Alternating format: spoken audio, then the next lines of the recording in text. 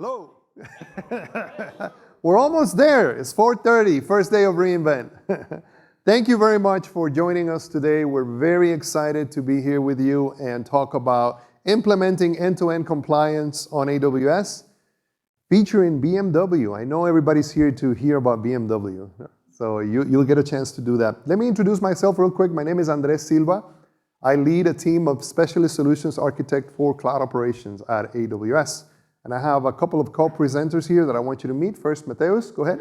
Hello, everyone. My name is Mateus Reis. I work in the same team as Andreas. He's actually my manager. And I'm the specialist, SA, working on cloud ops, cloud governance, all this nice project. And be here for 4 years, based off the hot city of Dallas, Texas. Jens?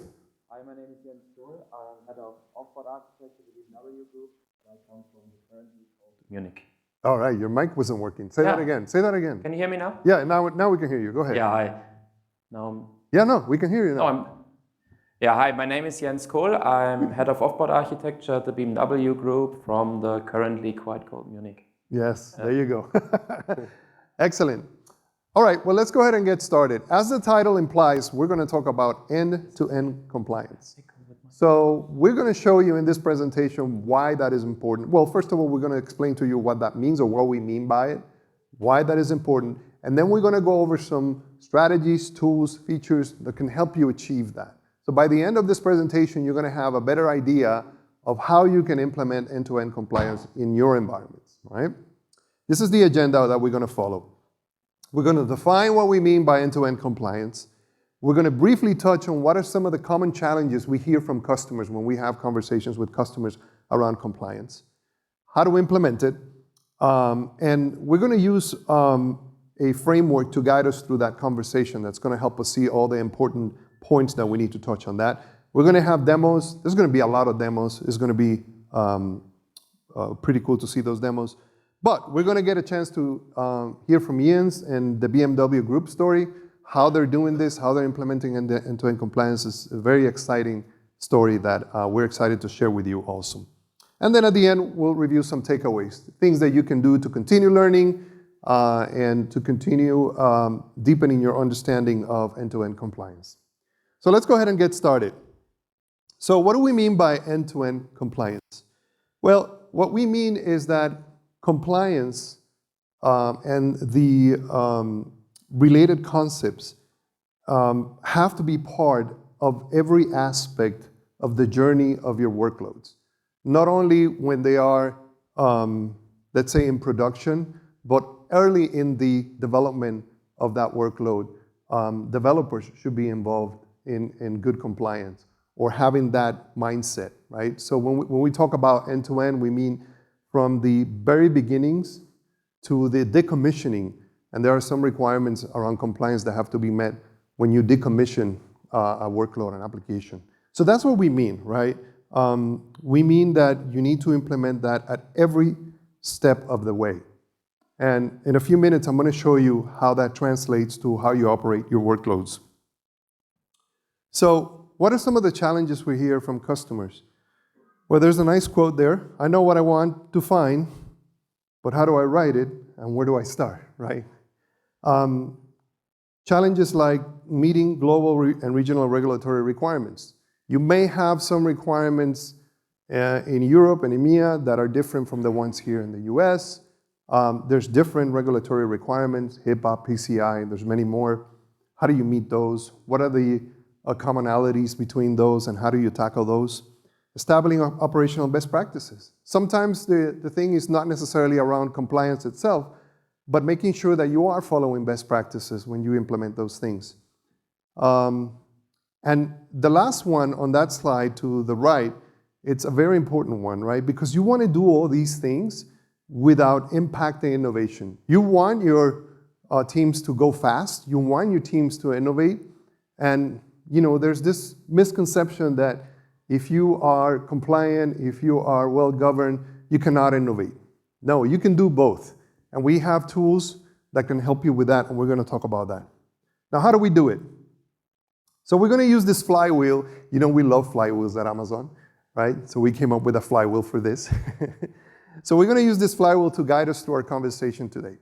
How do I implement? Well, we're going to talk about 5 points or 5 main key things that you need to do. You need to determine, author, deploy, detect, remediate, right?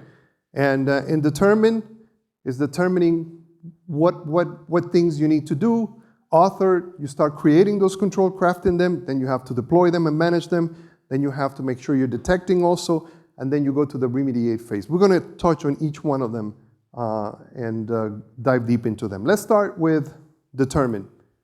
Okay, the first thing you need to do is you need to understand what frameworks you need to be compliant with, what best practices you're going to implement to govern your environments. What does that mean? Well, I started thinking about this, and the best way I can describe it is you got to know the rules. You know, you got to think about a sport, right? Like any sport, like football or basketball or baseball. If you want to enjoy it, if you want to play it, you have to know the rules. And the rules for compliance are important. You have to understand the regulatory landscape. How does it work on AWS? You have to know what the shared responsibility model is. Show of hands, how many of you are familiar with the shared responsibility model? Very good. And that's the reason I didn't include a slide on that. Because we always do, right? But it is important. And I want to overemphasize that we understand the shared responsibility models. There are things that we at AWS are responsible for compliance purposes, and there are things customers are responsible for, and you need to understand how that works. You need to roll the rules. I wish I had an easier way of telling you how to do this part, but you have to. There's no other way, right? You need to understand how these things work. How many of you are familiar with AWS Artifact? Okay. So for those of you who don't know what it is, it's a managed platform that we provide where you can extract, you can self-service the necessary documents for compliance that we produce for our part of the shared responsibility model, right? So if you're going to be HIPAA compliant, there are some requirements that we need to provide you, some documentation that we need to provide you, that where your workloads are operating, they're meeting the requirements. That doesn't mean you're compliant. It means that now you have to do your part, but we are automatically, or not automatically, but self-servicing those documents to you. So know the rules. Get to know them. That's important. The other thing is familiarize yourself with the different compliance frameworks.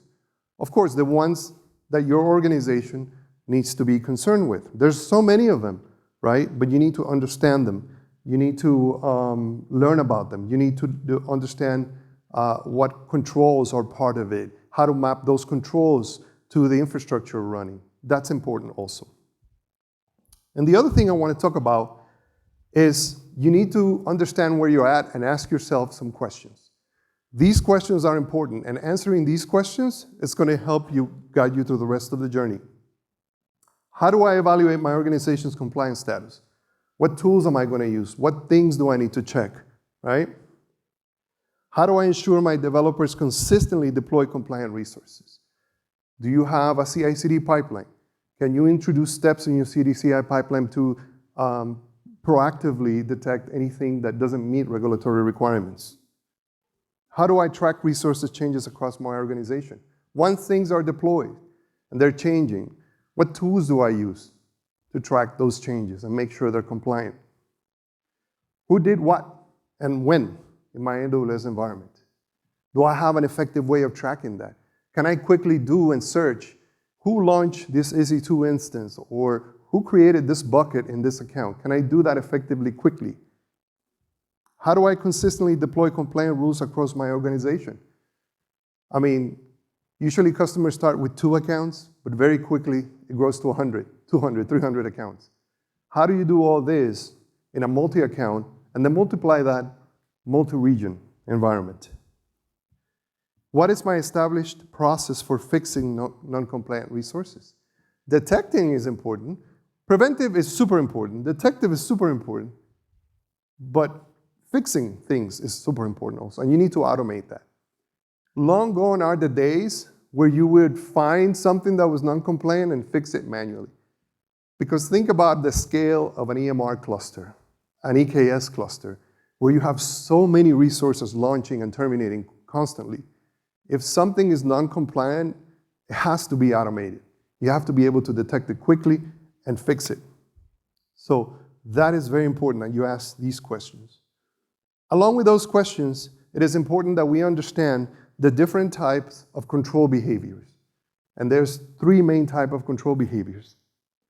Detective. What does that mean? Well, once something has already been deployed, created, modified, being able to quickly detect that the change is non-compliant. That's a detective control. Preventive is something that you do to disallow actions. You usually do it with permissions, service control policies, where you don't allow somebody to do something that violates a control. And as you can see down there, it could be, the first one, detective, could be compliant or non-compliant. Preventive is always compliant because you're not going to allow the individual to do that. And then we have proactive. What does that mean? Well, it means that you scan a resource before they are provisioned. We're going to see a demo of that today here. You need to implement some sort of mechanism that even before a resource is deployed, we can scan it, we can validate it, and prevent its creation, its deployment, right? So that is another important control behavior that we need to understand. Now that sets the base, the foundation of the important things we need to know before I get started. Now, how do I get started? Well, I'm going to invite my good friend Mateus so he can talk to us about that. Thank you very much, Andreas. So this is the question, right? How I got to start with this. So our recommendation is to start with AWS Control Tower. So AWS Control Tower is the easiest way to set up and govern a multi-account environment, right? Because it comes out of the box, best practice and also blueprints on top of your multi-account environment. So you're going to have controls, managed controls, deployed by Control Tower. You're going to go a little bit deeper on that today. And those controls are on top of organization units. So any type of accounts that you have under that organization unit is going to be subject for that particular managed control. Moreover, you want to make sure also that you are creating new accounts, and those accounts will be born with the compliance controls that you might have. So Control Tower has an automated way to create these accounts and also be born with these controls. Last but not least, Control Tower also has the dashboard for compliance status across the board. You're going to be able to see where my research are not compliance, also which type of regions that I have, research are not compliant, so on and so forth, and also take notifications and do something about it, take action as well. So going a little bit further with Control Tower controls, matching with what Andreas just said, Control Tower also has 3 types of controls. Today we have 450 plus. Actually, we just launched digital sovereignty, so we have more than 500 right now controls managed by Control Tower. So this is out-of-the-box control. So you don't need to do basically nothing. You just need to enable those controls on top of organization. I'm going to show that in a second. But we do have preventive, detective, and proactive controls. And preventive controls in Control Tower are organization SCPs. Very powerful. Going to prevent any action, before or actually not allowing you do anything regarding that specific rule. We also have config rules and Security Hub controls. We're going to spend a little bit of time on that control, but those are detective controls. Moreover, we have proactive controls with CloudFormation hooks, and I'm going to show you a demo in a second how that works as well. Speaking specifically about this Security Hub and detection piece, we launched this year, reInvent 2023, an integration with Security Hub. And this is part of the 180 controls. There is a chunk of the AWS Foundation security best practice. And what this integration does is actually creating a new standard. So when you deploy a control in a specific account, and you go into that account in the Security Hub dashboard, you're going to see that new control, that new standard called Service Managed Standard deployed by AWS Control Tower. And the interesting piece of this, there's also drift detections on top of that. So Control Tower, we're waiting for a status report from Security Hub on a daily basis. So if you don't have it, or something occur outside of Control Tower or Security Hub, Control Tower will create a drift in that particular control, and then you're going to receive a notification afterwards, so you do something about it. This is very important.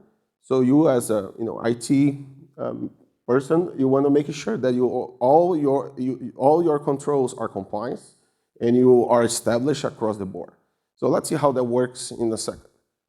So this is the control that I have at Control Tower dashboard. So this control is an API REST cache data should be encrypted at rest. And I know this control. It is actually, the owner for this control is actually Security Hub, because I can see on the left side, there is a control owner Security Hub. So when I enable this control in our OU, if I don't have Security Hub in the account that is subject for that control, Control Tower will enable Security Hub for me. So that's integrations that's working on it. And then if I go into the Security Hub in that particular account, I'll be able to see something like this, where it's collecting the data, based on the control that I have. In a few seconds, you're going to see a new standard, and also the security score. So these drift detections is very important to understand how you can be compliant across the board. And also, in order to avoid any type of drift detection, you always should enable controls using Control Tower dashboard, or also the APIs that we offer, in order to avoid any type of drift detection. Moving over to detection, now it's about config. Config is going to be our main star of this presentation, because config it is our core service for compliance. And what is config essentially doing for me? It is assessing, audit, and evaluate AWS resource, and also third parties resource as well. And configs allow me to automate the evaluation recording configuration against a desired configuration that I want, and we call that config rule. So let's see, if I have a rule in my environment that say every single bucket should be private. In the exact moment that I create a bucket or modify a bucket, config will evaluate that. And if it is non-compliance, it's going to raise a non-compliance configuration and put that as a non-compliance in the rule. So config is so core for our compliance standards that I want to go a little bit further. So when you start the journey about your compliance, first things first, you need to make sure that you have Control Tower, but you also can understand a little bit more regarding the config and how config works. So the first concept that I want to talk about is about the recording. So config recording is actually where we track every single change in your AWS resource. Every time that the recording is tracking the resource and occurs something changes or a resource is changed, recording will generate a configuration item, which is called CI. On top of that, every time the recorded generate those CIs, the config rules, which are part of our compliance journey, will consume that CI and then evaluate against the desire, against the compliance rules that you might have. And built on top of that layer, we have a bunch of AWS service. So see, we have Security Hub, we have Control Tower for sure. We just launched AWS Trust Advisor, doing checks with config. And what is the importance of this? The importance of this is that you need to understand that in order to me to have the benefits on the top level layer for those services, I need to have config enabled. We're going to talk about how you make sure to deploy config across the board in a second as well. Going a little bit further, let's talk about proactive controls. We talk about preventive, we talk about detective. We're also going to talk about proactive. Proactive controls on AWS Control Tower, it is deployed by CloudFormation hooks. And hooks are essentially inspecting the configuration of my AWS resource before they are actually being provisioned. So if a non-compliance resource are found, AWS CloudFormation will return as a failure, or depending on how the failure mode is, it's going to also return as a warning. But it's very important that it will not be deployed whatsoever. Okay? So let's see how that works in a second. Yeah, there we go. There we go. My laptop was sleeping. That's why. So I have my dashboard right here with my CloudFormation environment. And as you can see, we have a bunch of those controls out of the box. You see 521 as we speak. If you go to control behavior, you can filter to proactive. And you can filter either by some service, for instance, EC2. And I have all the proactive controls that I want to enable. I'm going to grab one specifically that I already have enabled in one of my accounts. So this specific control say that it's required AWS volume to be configured through an EC2 launch. It needs to be encrypted. So the interesting thing here, first of all, enable this control is very easy, right? I just need to enable, and in a few seconds, I choose the OU, and of course, every single account that I have under that OU will be subject for this control. But it is interesting because if I go to artifacts, I'll be able to see the logic of this control, which is a CloudFormation guard. We're going to talk a little bit about that, how that works in a second. And I can see also samples of non-compliance and also compliance CloudFormation templates for this particular control. So if I change it here in a second to the account that I have this enabled, so I have my sandbox account, pull it up. I'm going to open CloudFormation, and I have already a deployment here where I had a hook. You know, first of all, the template itself, it is the same rule, right, that I just told you. But you see the flag encrypted, I have as a false, as an intended, right? Because the rule said that I should be encrypted when I'm doing EC2 launches. So I'm trying to deploy a CloudFormation. What I get, right? Well, I get this hook over there, you see? So real time, I'll be able to see that it was a failure. I know why was failure, because that specific rule that I have in place. You know, I have also the fix. You see, I can just put as true, and then the CloudFormation will pass through. So right over there is how CloudFormation hook works, and you can proactive making sure that your developers are putting compliance code in your environment. Okay? Awesome. Going a little bit over on our flywheel. So we talk about determining, and you should start with Control Tower. Nice. What about if your business needs go a little beyond Control Tower and also the controls Control Tower have out of the box? You should think about altering your own policies, right? You should think about doing your custom policies. So show of hands who know about config can also do custom policies. Nice. Yeah, so config has an ability to, we do have managed controls on config, manage rules on config, but we also have the capability to do custom. We can do that using Lambda and using CloudFormation guard. And the interesting piece on config and config rules, it is, I just talk as of today, as of right now, on config being detective, right? I'm going to detect something. But guess what? We launched back in reInvent last year. Config can also be proactive, right? So the idea is the same, right? I'm going to identify a non-compliance resource prior to the creation of that specific resource.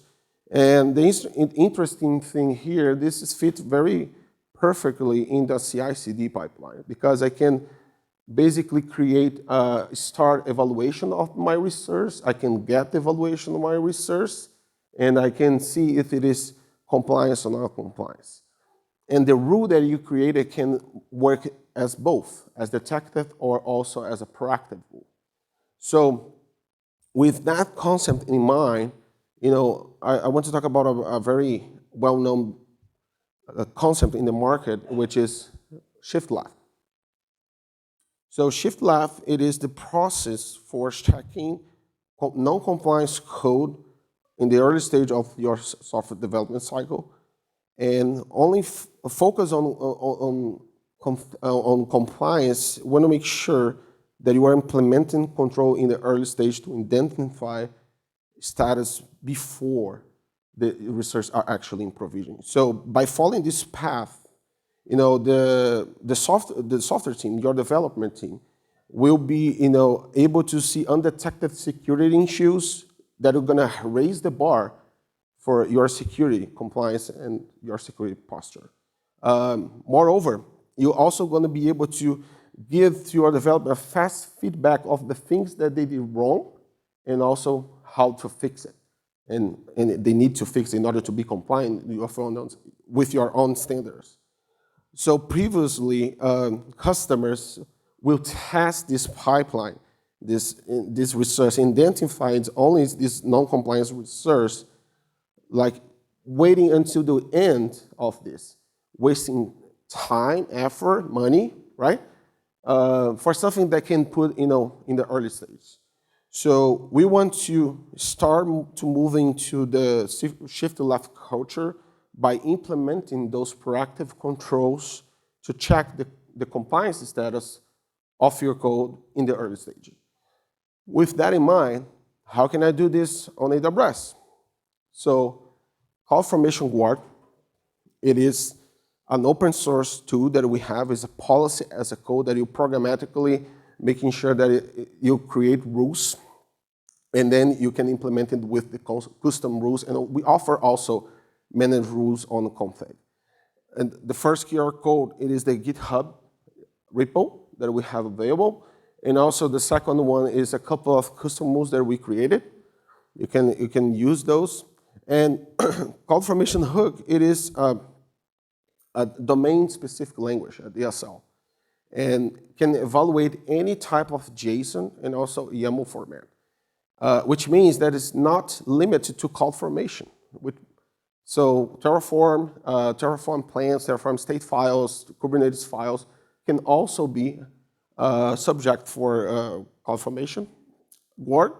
And here an example, very simple example, but show how easy to write a CloudFormation Guard. In this example right there, I'm evaluating an EC2 instance to be an instance type, actually. I want to be in a specific allow list. That config rule parameters, it is a keyword that I can pass any type of parameters that I want. So right off the bat, I can see the benefits there. First of all, there is no Lambda. There is no underfitting, heavy lifting that I need to manage. Config will do all for me. Permissioning, assuming roles. So you're not going to handle any type of errors.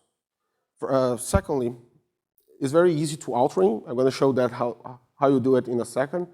And also very easy to deploy. The policies intended is very easy to understand. As you can see, that specific rule is very easy to understand how that works, the logic, and it is a policy as a code. Okay, so how that works? Let me show you. See, I got good in the second one. So I'm going to switch to my. So I have a template right here, and if I want to validate this template against a rule that I created, so this is a CloudFormation template. An example, and I have this rule. Again, very easy to understand. I'm just making sure that encryption is on, that I'm reducing the limits regarding the size. I also want to make sure that a specific availability is on. It is on for that particular template. So what I can do, it is, I'm going to copy paste this because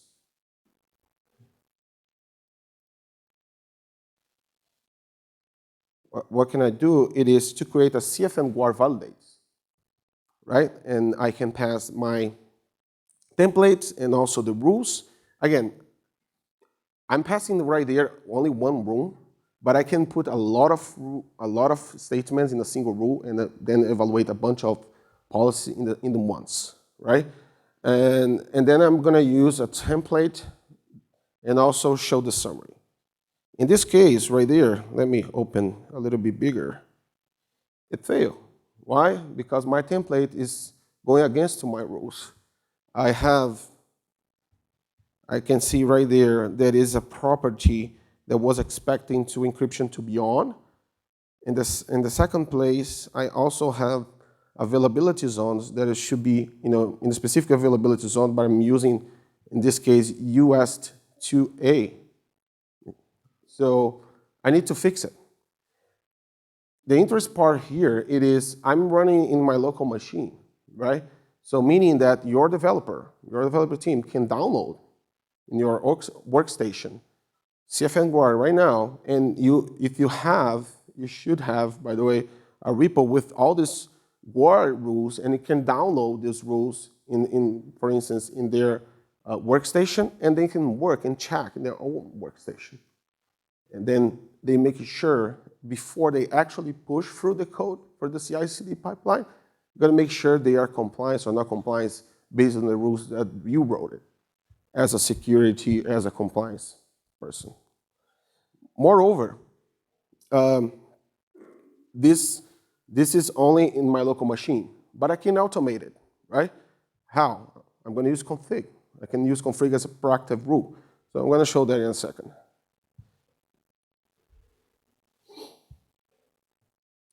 So I have a rule right here. This is a managed rule that I implemented by Guard. It's a proactive, is SNS encryption, KMS, right? I want to make sure there's a KMS key. And what can I do? It is on the CI/CD pipeline, I can put another step, which Andreas already mentioned. This is failed by intended, by the way. That's the idea, right? It's compliance is failing. So I can put another step using, for instance, code build. And in that code build, I can validate my rules that I'm using config. Let me show you how to do this. So config has this way to create an evaluation, right? There is a comment on config called start resource evaluation, and I need to pass a JSON file, which is the resource schema of that particular YAML file or JSON file that I'm trying to deploy, and this is very easy to parse, by the way. And then with that, I need to pass the type of the evaluation that I want to do, and in this case, I'm passing the profile because it's going to my account specifically. When I do that, a resource evaluation will be created, and if I grab that, I do have AWS get, I always forget the name of the resource evaluation summary, resource ID, passing my parameter, the profile, sorry. Oh, I made a typo.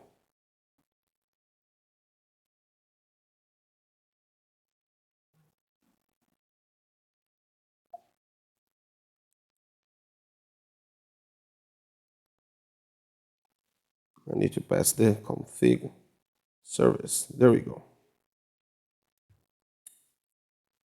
I made a typo. Resource evaluation ID.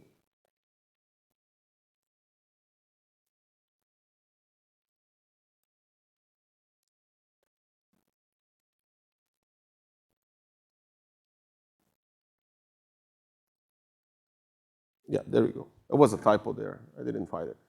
But as you can see right over there, I created the evaluation using the proactive rule, and then generate a resource ID, and then now I'm able to summarize what that rule was found. In this case, was succeed the evaluation, but it's actually a non-compliance resource. So what can I do? It is grab the same structure, start evaluation, get and do a JQ, for instance, on that compliance over there that is saying non-compliance, and then put on my another step in my CI/CD pipeline in order to make sure that I deploy a non-compliance or a compliance template. So right over there, I'm able to include this, right? And the thing is, want to make sure that you are shifting lefting culture by adding these steps in order to make sure that your developer is responsible to fix the problem. So shift left is about that. I'm shift left the responsibility for whom violates the policy to also remediate, right? They need to remediate in order to push through. So adding this, you will make sure that your CI/CD pipeline will be compliance, because by the end, if the code through the whole pipeline, you know for sure in the end the code is compliant. And everything that, you don't care necessarily about the instantiation of the service, right? You care if it is, compliance or not. Doing this, you're gonna make sure that all the resource that you have, by the end of that pipeline, it is compliance because pass through the whole rules that you implemented proactive, okay? Moving to the flying wheel, right? We talk about determining, we talk about creating, altering, but also need to talk about deployment. So first thing first, turn on config in every single account and also enable region that you have. If you have Control Tower already, you're good to go because Control Tower works together with config, like we said it. If you don't have Control Tower in your environment, you can use System Manager quick setup and also CloudFormation stack sets. And you can also use Terraform to enable. The call out here, every single time that you enable config, send those logs to an S3 bucket that is in a centralized account for best practice purpose. Config also comes with aggregator. So there is two types of aggregator, by individual accounts and also by whole organization. And aggregator, it is where you're going to be able to collect all the data in a single source, multiple accounts, multiple regions. And this is no additional charge as an aggregator. So you should use it in order to make sure that you are deploying across the board. Last but not least, conformance specs. So conformance specs are a single entity, is actually a YAML file that contains both remediation actions and also custom and managed rules, if you wish, and support deployment through the whole AWS organization. You can customize those. Very easy to work with aggregator and conformance spec. And we do have samples out of the box that you can use conformance specs. You can use conformance specs in industry standards. We have those available, and also in S3 and DynamoDB, for instance, best practice. With that, we'd like to call Jens, because it's very cool that I'm saying, but see from the sources, see from a customer, saying how they face it, compliance needs, and how they use AWS on top of that is another thing. So Jens, thank you very much. Yeah, thank you, Mateus. First of all, who of you owns a BMW? Nice, nice.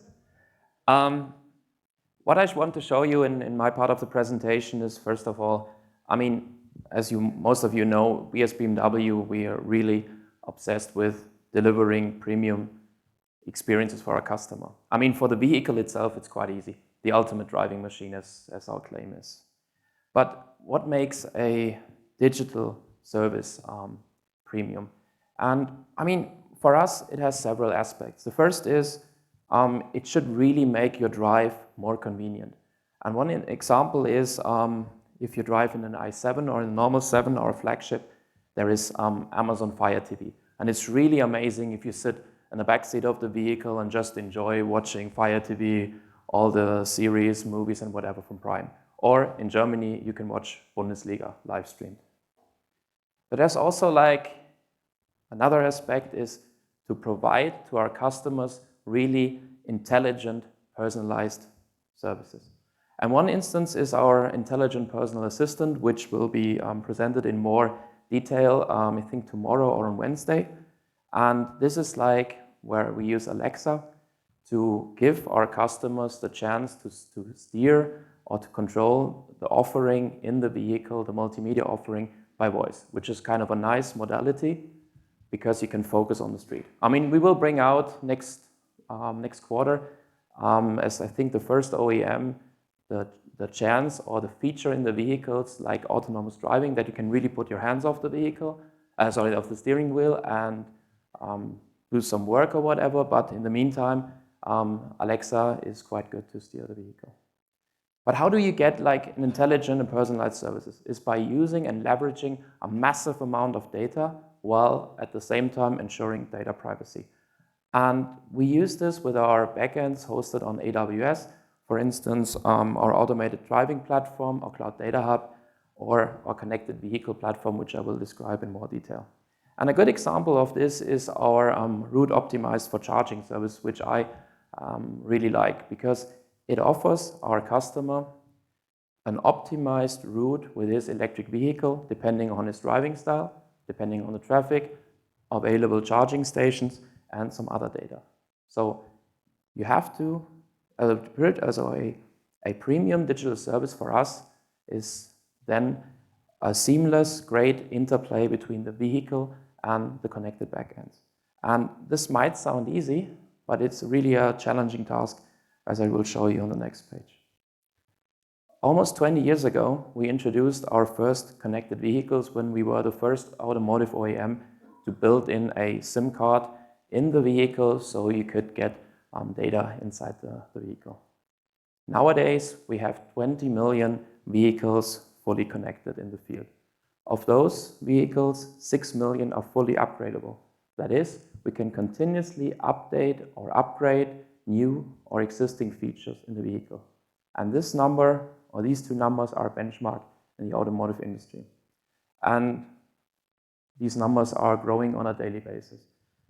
All in all, our fleet of the 20 million vehicles creates 12 billion requests a day. That is 140,000 just in that second I just spoke. These 12 billion requests are processed by 1,000 microservices, and all in all, we generate a traffic of 110 terabytes a day. And we're quite proud that we have a reliability of 99.95%. And these numbers sound already a little impressive, but in the next 2 or 3 years, we expect these numbers to triple. Our Neue Klasse architecture, which will come out in 2 years, has approximately 3 times the volume of this. And the challenge and the task my team of solution architects and developers are facing together with our 450 development teams worldwide is how can you ensure compliance at a level of this scale? How can we continuously optimize our backend? How can we continuously raise the bar for our backend regarding quality, regarding reliability, sustainability, while at the same time keeping an eye or even preferably cutting costs? And I'm pretty sure you all agree that this is something which you can only do with an automated workflow.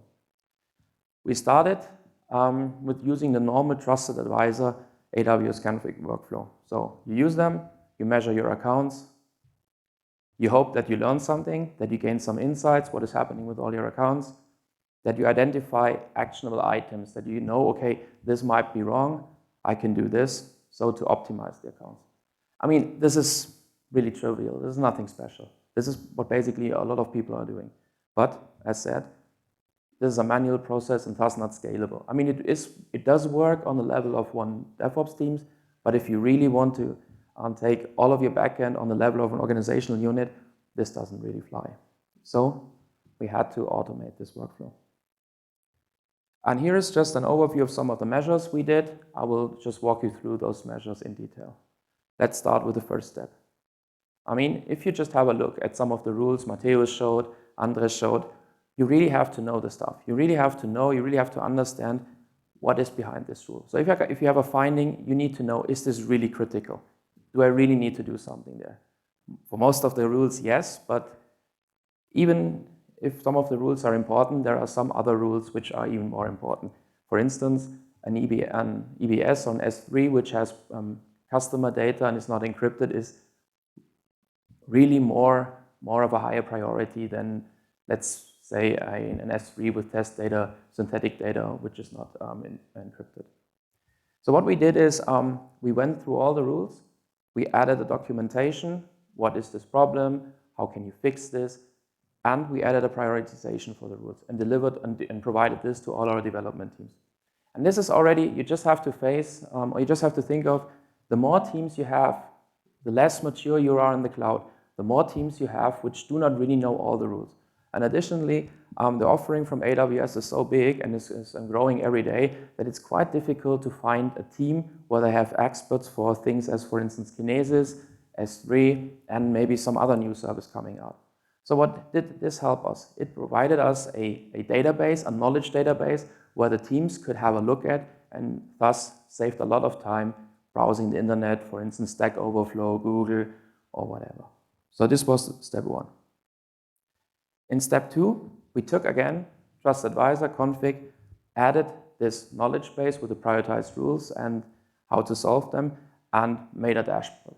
This is, again, not really that challenging. It just takes a lot of effort. It just takes a lot of will to do this on a regular basis, to really work on continuously optimizing the documentation. Because if you find out that teams don't really understand this, you have to work to add more documents. And what you can see here is a test account. I mean, we didn't provide like the real findings, but it helps you already to really focus on some issues and to see what is the most prioritizing issues I should tackle, or what is the most occurring ones. So this saves you time because you focus on the real issues. And in step three, since we had more time, since we were continuously checking our accounts, checking our findings, we identified some rules where we thought this is not really, or that we could become better. Because if you just remember, Trusted Advisor is a collection of best practices, and Config, as Mateusz told you, you got the chance to write your own rules. And that's what we did. And here's like one example. It's the Guard DSL language. Mateusz already mentioned on quite a good example. SQS, as you all know, comes in with a built-in encryption. It's a server-side encryption. For us, as customer and as said, BMW, we are really bent on ensuring the data privacy on our customer. So for us, we said we have to do more. We have to make sure that we use SQS with a customer managed key. And the nice thing is already, if you have a look at this rule, that you're capable of checking two things at the same time. So this gives us the possibility to enforce at a level of an organizational unit that everyone uses an SQS with a custom managed key. And as you can see, it's quite trivial to implement. It's quite easy to read and understand and thus to maintain. So if I can summarize our end-to-end workflow, as said, we started with Trust Advisor and Config to measure. So to have data we can look at. We checked those results, try to get insight, try to find out how can I become better as an organization. Then we had some measures which we could tell the DevOps teams, hey, this is something you guys should work on, this is something you might optimize. So they had the chance to optimize their accounts. Then we wanted to get more into automation. We wanted to improve the time for one iteration of the flywheel you've seen. That is why we added documentation to the rules. That's why we prioritized the rules so the teams could focus on the real issues and not get lost in some issues which are not maybe that important. Then we gave them the dashboard so we could check on a level of a DevOps team and on an organization which are really the most pressing issues. And this already helped us to see which of the teams could need more support. Then, since we already were starting the flywheel, we already got automation, we said we have to continuously work to continuously extend our rule set so that we monitor more and more and more. That's why we instigated the process to identify some rules and to extend the rule set. And this is like the flywheel we had in automated, which could ensure end-to-end compliance. Now, let me just summarize the benefits we have. First of all, it's a workflow for continuous optimization because we ritualized all of these simple steps. That's why we can really have the flywheel now pushing harder and harder, and it's now moving by itself almost. We can support the DevOps teams because we can ease the governmental workflows they have to do. So they have more time to focus on the business logic, to focus on the products which distinguish us from other competitors. And the last thing from me and my team is we can ensure end-to-end governance at scale. But before I come to the end, I want to show you something, kind of a sneak peek, which we have been working on to even increase the flywheel way faster. Because still, we got one or two problems. I mean, you've seen before, if an expert like Mateusz knows the stuff, he can type it down, he can code the rules, he knows what he has to do. But this is not available in every team. So we thought there must be something where we can really try to automate this. And we found something nice. What you can see here is a sneak peek of our in-console cloud assistant. What we did is we started and we built a generative AI bot which helps the teams to get this flywheel really high at speed. And let me show you on one simple example, which you all know. It's quite trivial, it's really easy. It's an underutilized EC2 instance. It's totally easy to explain to everyone. You waste money. But to implement this is not that easy. You have to do some stuff. So let me just show you the bot on this example, how it does work. You see, I can ask him what is the health of my account, and he tells me all of the different problems. And what we do is, you see, I can ask him, please help me, please explain to me why is a low utilization so interesting. And then he tells me the problem, and he already writes down code in Python or in Terraform how I could fix it. But, and this is the big one, he not only programs this, I can also ask him, do this please directly. And in that case, I would tell him, please choose a smaller instance, which is cheaper, saves us money, and then the bot says, hey, I did it. And then you can, of course, ask him, hey, great, you solved one of my problems, now how about the other problems? And if you'd like to know more about this, on Wednesday in Francesca Vasquez's keynote, GenAI from Hype to Impact will show something more about the bot. Now, let me come to the end of my presentation. You saw how we can at BMW scale governance at scale for our cloud accounts. If you want to experience our products in reality, please come by in the industry space where we show the i7 with all of the features I just showed you today, so you can experience for themselves. That was it from my behalf. I'll give back to Mateusz. Thanks a lot. Thank you very much. Appreciate it. That was exciting. Yeah, it was awesome, right? Yeah, generative AI. Okay, so let's go into the end of the presentation. So flying wheel, go back to the flying wheel. We need to about, after determining, altering, deploying, we need to detect. So I'm gonna show very quickly how to detect our environment. So just want to cover two launches that we made yesterday regarding detection. Of course, my session expired. Yep. And if I go here in config in this environment, I can see now on top of aggregator a new launch for compliance dashboard. I have this out of the box with aggregator. I can see non-compliance resource. This was launched yesterday together with inventorying dashboard. I can see right now a couple of insightful information that I have. And we launched also advanced query powered by generative AI. Now I can ask questions. This is on top of also aggregator, like show me security groups with port 22 open. And when I hit generate, and with that plain English statement going to convert into a SQL syntax query that is advanced query. And then I'll be able to, you see, I'll be able to populate that and run right over there. So personas like auditor doesn't have any technical background will be able to easily search and investigate any type of non-compliance research with that feature that was launched yesterday. And with that, I will pass back to Andreas to finish with remediation. Thank you, Mateus. Excellent. Awesome. So the last point we want to cover in the flywheel is remediation. What do we mean by this? Well, once a resource has been deployed and is detected non-compliant, you just don't stand there and watch it, right? You want to fix it.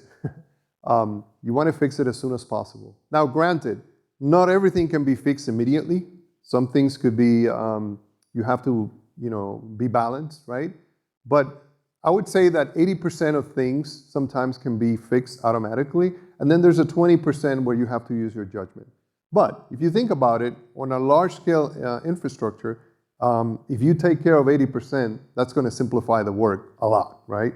And then you can address the last 20%. There's two ways you can do this. We're going to go over this very quickly. One is AWS Systems Manager, specifically the automation piece of AWS Systems Manager, which allows you to craft an automation or sequence of events. For example, if an S3 bucket is not encrypted, go and make it encrypted, You can tie automation straight to config rules as a remediation option. The other way, oh, by the way, I want to mention that yesterday we launched something that makes creating those automations a lot easier in Systems Manager. It's called Optics for Systems Manager, and is a visual designer for automation documents. Check it out, pretty cool. The other way you can do it is with a Lambda function. You can use a rule that when triggers is detected by EventBridge, launches a Lambda function, and then can do the automation itself. You can insert either Lambda, as you can see there, or Systems Manager. So, to recap our little flywheel, here are the 5 main things you need to be concerned with for end-to-end compliance: determining, authoring, deploy, detect, and remediate.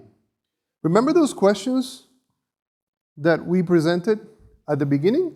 Well, here are the key points about those questions. How do I evaluate? Control Tower, detective rules. How do I ensure developers consistently deploy? Proactive controls. How do I track resources, change it across my organization? Control Tower, config, and conformance pack. And who did what and when? And we have CloudTrail, config, resource timeline, and advanced query. And last, how do I consistently deploy compliance rules across my organization? Control Tower, config, and conformance packs. And the last one, this is the last one, what is my established process for fixing non-compliance resources? Systems Manager's automation for remediations. Here are the key takeaways for our presentation today. Consider using Control Tower to get started and establish detective and proactive controls. Align control objectives to a security framework.